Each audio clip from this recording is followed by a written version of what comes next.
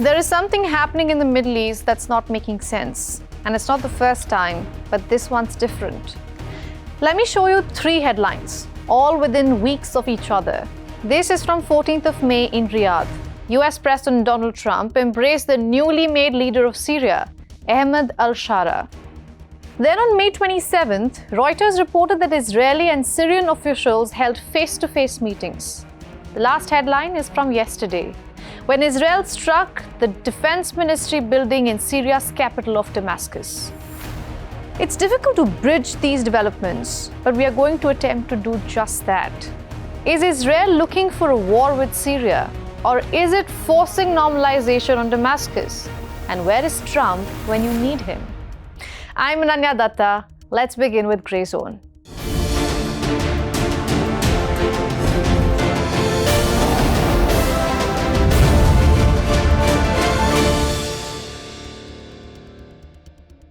A quick Google search will tell you that the latest escalation started on 12th of July, which is last Saturday, when members of a Bedouin tribe in Sweda province set up a checkpoint where they attacked and robbed a Druze man, leading to tit-for-tat attacks and kidnappings.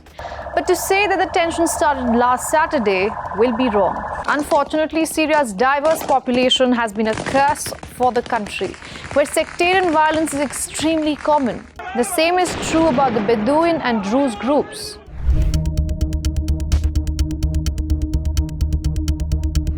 The southern province of Sweda is the heartland of the Druze majority in Syria, about 100 kilometers from the capital of Damascus. Their tradition dates back to the 10th century and incorporates elements of Islam, Hinduism, and even classic Greek philosophy. Being a small minority in a war zone, just 3% of Syria's population, has been challenging for the Druze community. But with the war now over, there was hope that the transitional government would be more inclusive. But that's not the case. In the new 23-member government, only 1 member is from the Druze background, Minister of Agriculture. And this is the gap Israel is exploiting.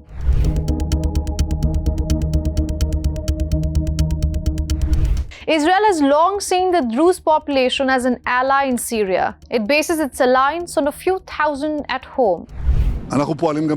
We have an obligation to maintain the southwestern region of Syria as a demilitarized zone bordering Israel. We will not allow a return to a situation where a second Lebanon is being established there, and we are also obligated to protect the Druze residents.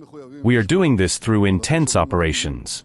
I hope we will not have to operate anymore. It depends very much on what is understood and done, and also what is not done in Damascus.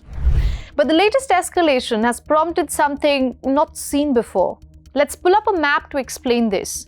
The epicenter of this escalation sits at a very extremely complex area. This is Sweda, where the clashes with Druze took place. It is very near to the Israeli border and the Golan Heights. Golan Heights was annexed by Israel in the year 1981. Today, there are Israeli Druze men who are crossing over to fight with Syrians. What's happening here today? We're seeing a large gathering of Druze from all over the country, from the Carmel, the Galilee, and also the Golan, who came to show support and express what you might call their opinion and solidarity with our Druze brothers on the other side, especially in the Druze stronghold of Sweda.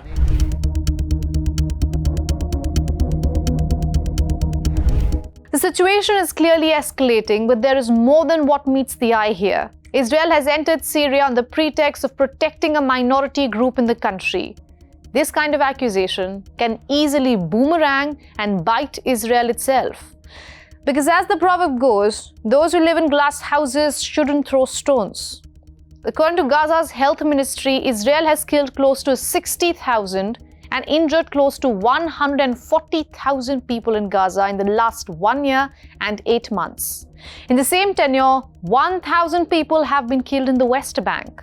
And speaking of minorities, just this week, Jewish settlers have been accused of targeting Christians in the West Bank. The story isn't just about minority rights. It's clearly geopolitics, and Damascus seems to be aware of it. The interim president says his country is ready for a war if that's what Israel wants. أيها الشعب السوري الأبي، إننا اليوم ونحن نواجه هذا التحدي الجديد.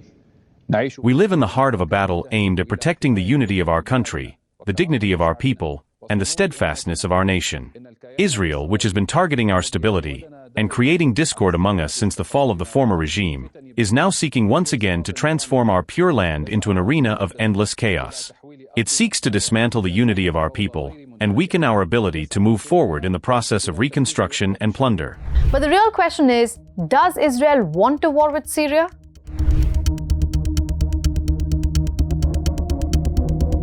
I did a story in the first week of May when clashes broke out over a fake audio clip criticizing Islam's prophet.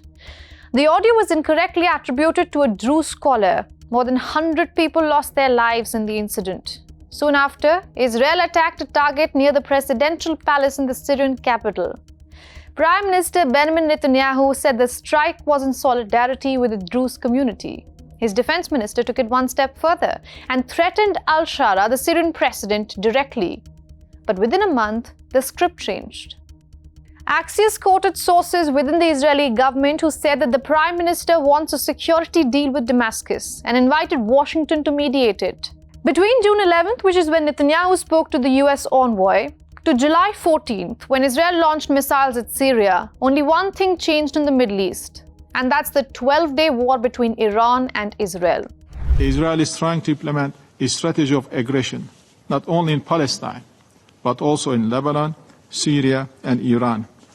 There is a clear pattern here. If left unchecked, this pattern risks wider destabilization. This is exactly what's going on in Syria. Israeli aggression is threatening the fragile peace that Syrian people paid a high price to reach. These attacks are deepening the ethnic fault lines across the region. It should be clear to all of us by now, Israel doesn't want peace, Israel doesn't want stability. So this prompts the question, is Israel trying to arm twist Syria into a normalization? An Israeli expert had once told me that nothing happens in Israel without the US knowing. So let's understand what Washington has to say.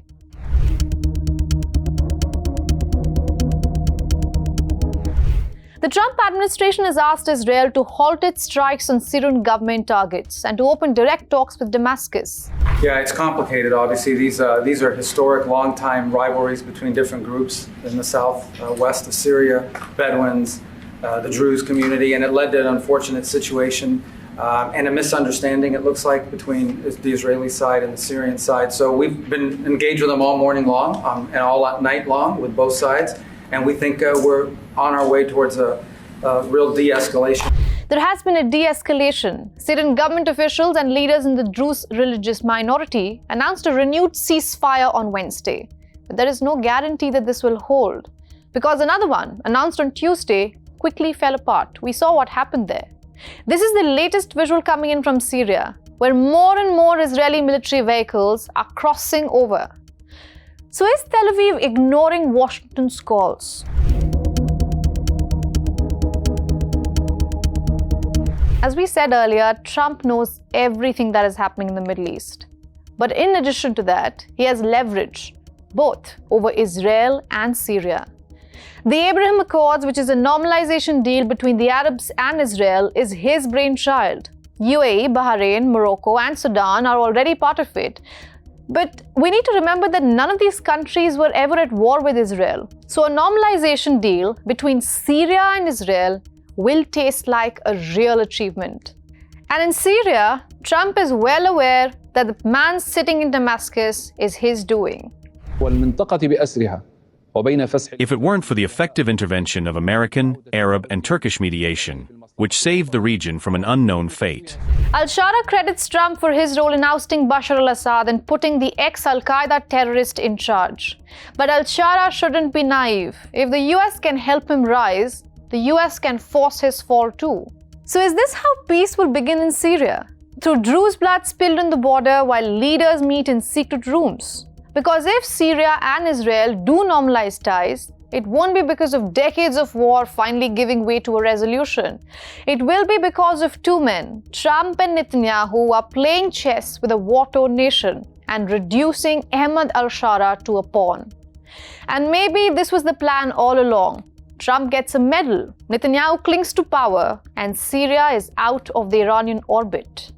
Once again, another Middle Eastern country falling victim to a future not chosen by its people. This is the Grey Zone. I'm Ananya Dutta.